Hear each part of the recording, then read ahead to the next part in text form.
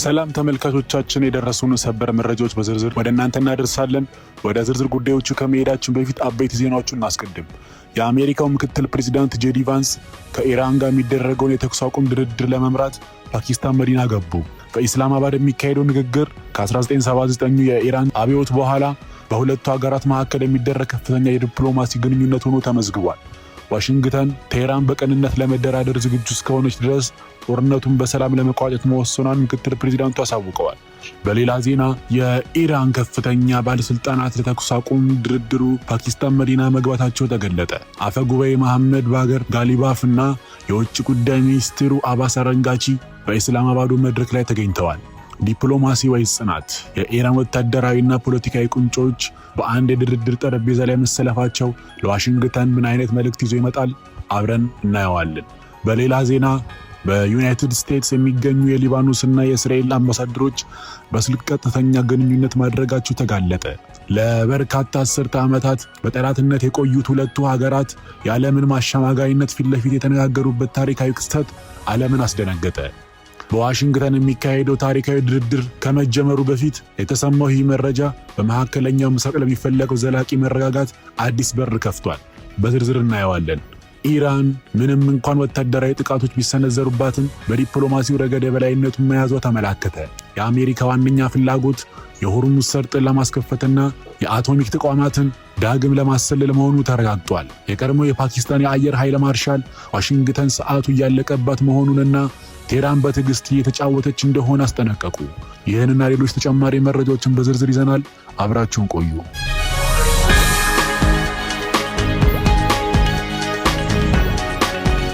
በዓለም ፖለቲካ መድረክ ዛሬ ሁለት ፍጹም ተቃራኒ ሁኔታዎች እየታዩ ነው። በፓኪስታን መዲና ኢስላማባድ የሰላም ምንጣፎች ሲዘረጉና ከፍተኛ ዲፕሎማቶች ለድርድር ሲሰለፉ፣ በሊባኖስ ተራሮች ላይ ግን የጥፋት መሳሪያዎች አሰቃቂ እሳት እየዘነቡ ነው። ዛሬ የዓለም የዲፕሎማሲ ማዕከል ወደ ደቡብ እስያ ወደ ፓኪስታን መዲና ኢስላማባድ ገብቷል። ለዓመታት በጠላትነትና በጦርነት ነጋሪት ሲናወጡ የቆዩት ዋሽንግተንና ቴህራን ዛሬ በአንድ የድርድር ጠረጴዛ ዙሪያ ለመቀመጥ ወሳኝ እርምጃ ወስደዋል። የአሜሪካው ምክትል ፕሬዝዳንት ጄዲ ቫንስ ይህንን እጅግ አሳሳቢና የታሪክ ክብደት ያለውን የሰላም ተልዕኮ ለመምራት ኢስላማባድ መግባታቸው ተረጋግጧል። ይህ ተራ የመሪዎች ጉብኝት አይደለም። ይልቁንም ከመቶ ሺዎች በላይ ንጹሃን እንዲሞቱና የዓለም ኢኮኖሚ አፋፍ ላይ እንዲቆም ያደረገው የመካከለኛው ምስራቅ ጦርነት በአዲስ ምዕራፍ ሊቋጭ የሚችልበት የታሪክ አጋጣሚ ነው። የጄዲ ቫንስ ወደ ኢስላማባድ መምጣት በጂኦፖለቲካው ዓለም ውስጥ እጅግ ግዙፍ ትርጉም አለው።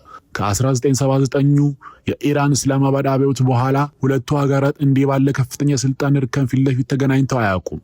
ይህ ስብሰባ ለ40 ዓመታት የዘለቀውን የዲፕሎማሲ ጨለማ ሰብሮ የወጣ ብርሃን ተደርጎ ሊወሰድ ይችላል። ምክትል ፕሬዝዳንቱ ጉዟቸውን ከመጀመራቸው በፊት የሰጡት መግለጫም የዋሽንግተንን አዲስ አቋም የሚያንጸባርቅ ነው።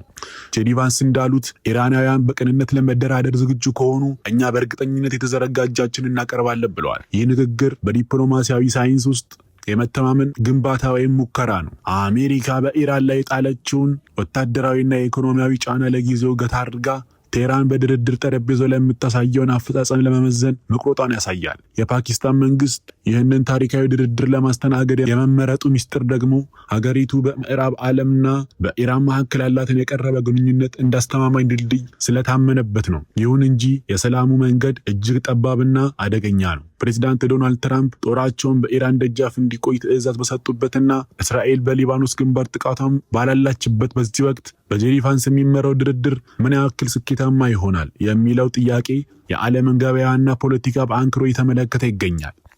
በተጨማሪም በኢስላማባድ አየር ላይ የሚታየው ዝምታ ከባድ የታሪክ ሸክም ተጭኖበታል። የአሜሪካው ምክትል ፕሬዝዳንት ጄዲ ቫንስ ቀድሞ መግባታቸውን ተከትሎ አሁን ደግሞ የቴህራን የስልጣን ማማ ቁንጮች በፓኪስታን ምድር ቆይተዋል። ከ1979 ወዲህ ዓለም አይታው የማታውቀው እጅግ የበረታ ዲፕሎማሲ ፍልሚያ ዛሬ በዝግ በሮች በስተጀርባ ሊከናወን ሰዓታት ብቻ ቀርተውታል። የድርድር ተራ ንግግር ሳይሆን ከ100 ሺህ በላይ ንጹሃን እንዲሞቱና የዓለም ኢኮኖሚ በአፋፍ ላይ እንዲቆም ያደረገው የመካከለኛ ምስራቅ ጦርነት በአዲስ ምዕራፍ ሊቋጭ የሚችልበት የታሪክ አጋጣሚ ነው። የኢራኑ የፓርላማ አፈ ጉባኤ መሐመድ ባገር ጋሊፍና የውጭ ጉዳይ ሚኒስቴሩ አባስ አራንጋቺ ወደ ኢስላማባድ መምጣት የቴህራንን ስልት በጥልቀት ያሳያል። ጋሊባፍ የቀድሞ ወታደራዊ አመራርና የሀገሪቱ ፖለቲካ ከባድ ሚዛን እንደመሆናቸው በድርድር ጠረጴዛው ላይ በኢራን ወታደራዊ ጥቅምና ብሔራዊ ጽናት ላይ እንዲያስጠብቁ ተልዕኮ ተሰጥቷቸዋል። አባስ አራንጋቺ ደግሞ የረጅም ጊዜ ዲፕሎማሲ ተሞክሯቸውን በመጠቀም ቴህራን ከገጠማት የዓለም አቀፍ ጫና የምትወጣበትን የቃላት ቀመር እንዲነድፉ ይጠበቃል። እነዚህ ሁለት ቀማሪዎች በአንድ ላይ መገኘታቸው ኢራን ድርድሩን እጅግ በቁም ነገር እንደያዘችው የሚያረጋግጥ ነው። ስልታዊ ታዛቢዎች እንደሚጠቁሙት ቴህራን የሰይፍና የብዕር ሰዎችን በአንድ መድረክ ላይ ማሰለፏ በጄዲ ቫንስ የቀረበው የተዘረጋ እጅ በሉዓላዊነት ጥያቄ እንደማይደራደር ለማሳየት የታለመ ነው። ፍጥጫው በአሜሪካው የመጨረሻ ጫናና በኢራኑ የመከላከል ጽናት መካከል የሚደረግ የታሪክ ፍልሚያ ሆኗል። በዝግ በሮች በስተጀርባ የሚከናወነው ይህ ንግግር የሆርሙዝ ሰርጥን ቋሚ ዕጣ ፈንታ ብቻ ሳይሆን በቀጠና ያለውን የአሜሪካ ወታደራዊ መገኘትም የሚወስን ይሆናል። ዋሽንግተን የቴህራን ወታደራዊ አቅም መገደብ ስትፈልግ፣ ቴህራን ደግሞ በሀገሪቱ ላይ የተጣለውን ማዕቀብ ሙሉ በሙሉ እንዲነሳና ሉዓላዊነቷ እንዲከበር ትታገላለች። የኢስላማባዱ መድረክ ለእነዚህ ታላላቅ ጥያቄዎች ምላሽ የሚሰጥበት የታሪክ አደባባይ ሆኗል። በሌላ ዜና ዋሽንግተን ዲሲ በዓለም ፖለቲካ መናገሻ ውስጥ ዛሬ ለዘመናት የጸናውን የዲፕሎማሲ ግንብ ሲነድ ታይቷል። በመካከለኛው ምስራቅ የሚነደው እሳትና የጥፋት መሳሪያዎች ድምፅ ዓለምን በስጋት ባስጨነቁበት በዚህ ሰዓት ከዲፕሎማቶች መኖሪያ ማዶ የደረሰው መረጃ አዲስ ተስፋን ጭሯል። ለዓመታት በታሪክና ጠላትነት የታነቁት ሊባኖስና እስራኤል ዛሬ ለመጀመሪያ ጊዜ ያለምንም ሶስተኛ ወገን ጣልቃ ገብነት ፊት ለፊት ተነጋግረዋል። የመረጃ ምንጮች እንዳረጋግጡት በዩናይትድ ስቴትስ የሊባኖስና የእስራኤል አምባሳደሮች ያደረጉት የስልክ ውይይት በሁለቱ ሀገራት ግንኙነት ውስጥ እጅግ ግዙፍ ለውጥ ነው። ከ1940ዎቹ ጀምሮ በይፋ የጦርነት ሁኔታ ውስጥ የቆዩትና ሁልጊዜ በሽምግልና ብቻ ሲነጋገሩ የነበሩት ቴልአቪቭና ቤይሩት ዛሬ ያንን አሰራር ሰብረው ወጥተዋል። የቀጥተኛ ግንኙነት የሚያመላክተው ሊባኖስ በአሁኑ ሰዓት የገጠማትን የህልውና ስጋት ለመውጣትና ሉዓላዊነቷን ለማስጠበቅ ስልታዊ ውሳኔ መውሰዷ ነው። የጂኦፖለቲካ ቀማሪዎች እንደሚጠቁሙት በመጪው ሳምንት በአሜሪካ መሬት ላይ የሚጀምረው የተኩስ አቁም ድርድር ከመጀመሩ በፊት ሁለቱ ወገኖች በረዶውን ለመስበርና ዋና አጀንዶቻቸውን ለመለዋወጥ ፈልገዋል። ይህ ጥሪ በሊባኖስ ውስጥ ያለውን የኃይል ሚዛን የሚቀይር ነው። መንግስት በዲፕሎማሲው መስመር እስራኤልን ፊት ለፊት ማነጋገሩ በሀገሪቱ ውስጥ ካለው የጠበቀ ቡድን ተጽዕኖ ወጥቶ የገዛ ውሳኔውን ለመወሰን መቁረጡን ያሳያል። የስልታዊ ለውጥ የዓለምን የኃይል ሚዛን ዳግም ይተረጉመዋል። ዋሽንግተን ይህንን ታሪካዊ ግንኙነት በማመቻቸት ረገድ ከፍተኛ ሚና እየተጫወተች ሲሆን፣ ይህም የትራምፕ አስተዳደር በመካከለኛው ምስራቅ የጀመረውን የመጨረሻ ጫና ዲፕሎማሲያዊ ፍሬ ማፍራት መጀመሩን ያመላክታል። ዓለም አሁን ትንፋሿን ወጣ የምትጠብቀው የመጪውን ሳምንት ድርድር ነው። የቀጥተኛው ግንኙነት መጀመር በሊባኖስ ተራሮች ላይ የሚነደውን እሳት ያጠፋዋል ወይስ ይሄ ለየለት ዲፕሎማሲያዊ ፍጥጫ መጀመሪያው ነው? የቀጣዮቹ ቀናት የመካከለኛው ምስራቅን ካርታ ዳግም የሚስሉ ይሆናል። በሌላ ዜና በዲፕሎማሲው ዓለም ውስጥ ትልቁ መሳሪያ ቦምብ ሳይሆን ጊዜ ነው። በመካከለኛው ምስራቅ ለሳምንታት የዘለቀው አሰቃቂ ጦርነት ዛሬ በፓኪስታን መዲና ወደ ዲፕሎማሲያዊ ፊልማ ተሸጋግሯል።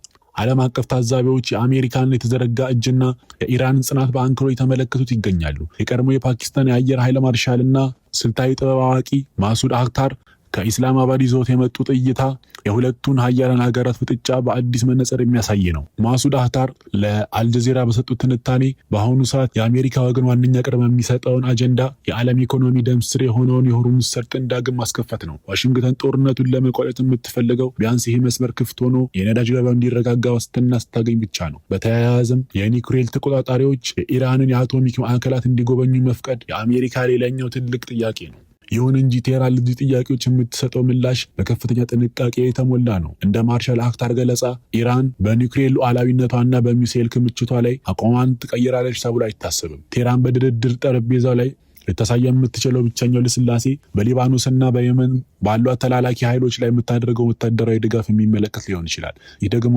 ለዋሽንግተን በቂ ስምምነት ይሆን የሚለው ጥያቄ ነው። የዚህ ትንታኔ እጅግ አስገራሚው ነጥብ ግን የኃይል ሚዛኑ አቅጣጫ ነው። ማሱድ አክታር እንደሚሉት ምንም እንኳን እስራኤልና አሜሪካ በኢራን ላይ ከባድ የአየር እና የመሰረተ ልማት ጥቃቶች የሚሰነዝሩም በድርድር ጠረጴዛው ላይ ግን ኢራን የበላይነቱን ይዛለች። ምክንያቱም ደግሞ ጊዜው በቴህራን እጅ ላይ መሆኑ ነው። አሜሪካ በውስጥ ፖለቲካዊ ትርምስና በዓለም አቀፍ የኢኮኖሚ ጫና ምክንያት በከፍተኛ ጥድፊያ ውስጥ ትገኛለች። ዋሽንግተን ሰዓቱ እያለቀባት ነው።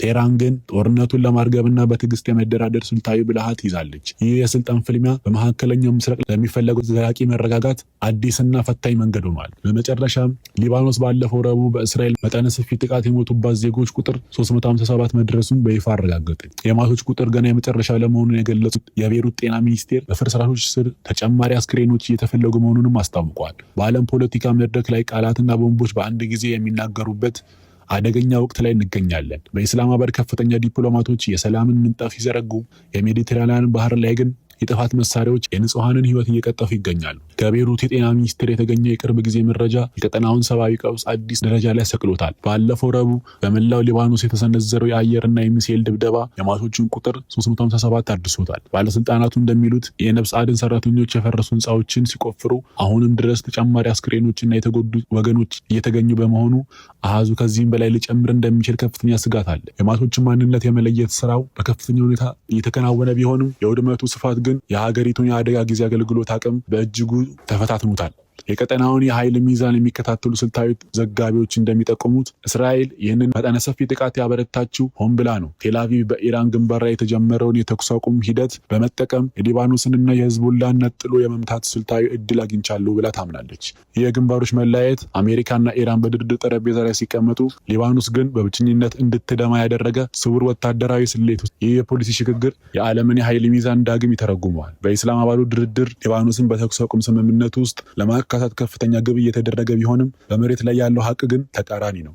357ቱ ሟቾች የዲፕሎማሲውን ቋንቋ በሊባኖስ ተራሮች ላይ የሚነደውን እሳት ለማጥፋት ገና አቅም እንደሌለው የሚያረጋግጡ አሳዛኝ ምስክሮች ናቸው። አሁን ዓለም ትንፋሿን ውጣ የምትጠብቀው በኢስላማባድ የሚመጣውን የመጨረሻ ውሳኔ ይሆናል። ለዛሬ ያዘጋጀነው ስልታዊ ትንታኔ ይህን ይመስል ነበረ። መረጃው ጠቃሚ ሆኖ ካገኛችሁት ላይክ፣ ሼር፣ ሰብስክራይብ በማድረግ ድጋፉን ይግለጹ። በቀጣይ በሌላ ትንታኔ እስከምንገናኝ ድረስ ሰላም ለዓለማችን ይሁን።